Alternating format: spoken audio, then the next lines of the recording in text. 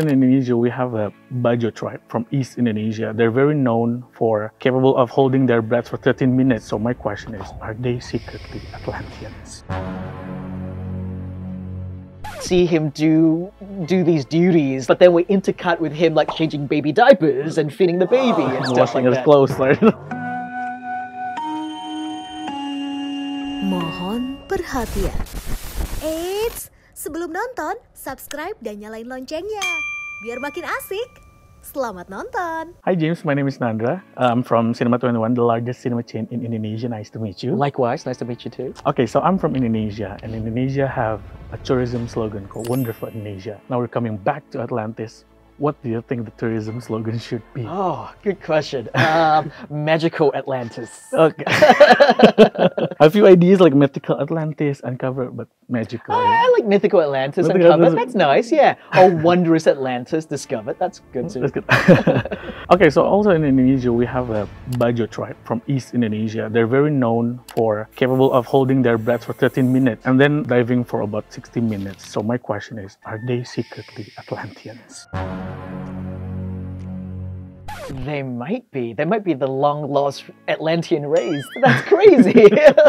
Really, like 30 minutes underwater. Yeah, they say they mutated DNAs, so they're able to dive very long. Yeah, I imagine just generation after generation, right? They've adapted to it. So That's from amazing. Saw to Aquaman, you showcase a very diverse cinematic style, right?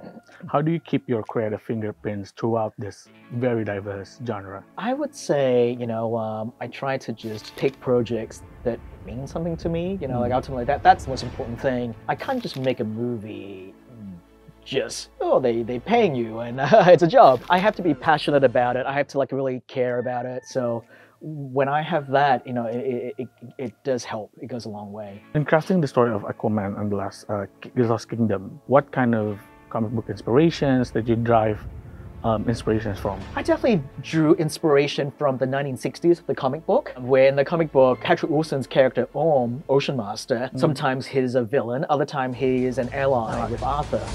I think I know someone that might be able to help us. Ooh, you look rough.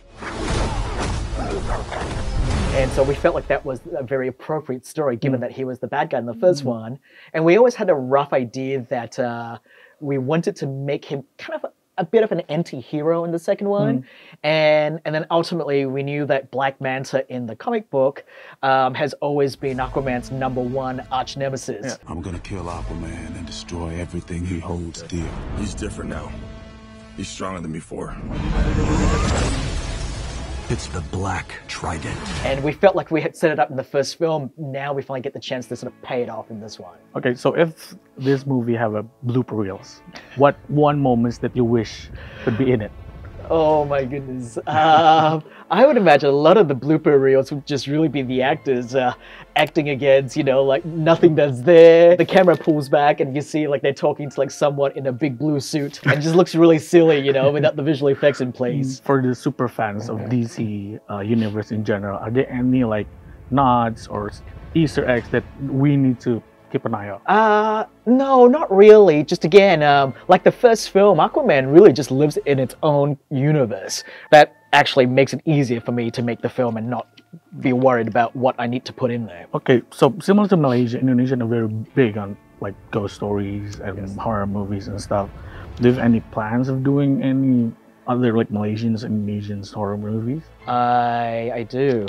Yes, I'm working with like 2 potential Indonesian directors that we got a few projects cooking away. Okay, so what aspect of Arthur Curry's character that you really want to explore, especially in this movie that's different from the last one?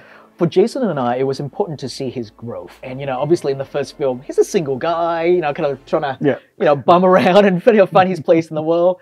So like at the end of the first movie, he ultimately finally found a purpose with his life. So now you kind of see what he does with his life, which is he's finally...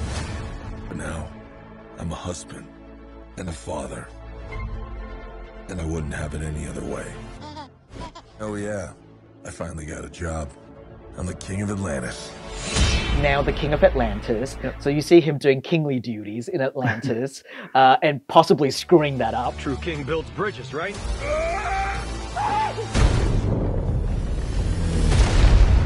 True king builds bridges. He's also a husband and a father. That was something that Jason and I felt would be fun to sort of see him do these duties, like, you know, like he's dealing with politics in Atlantis, trying to run the kingdom.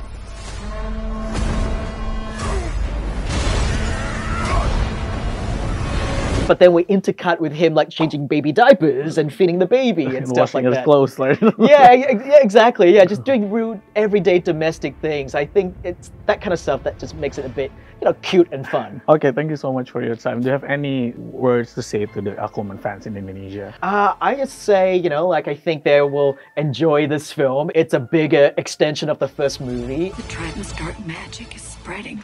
You're not as bad at this as you think. If you lead, the 7 kingdoms will follow.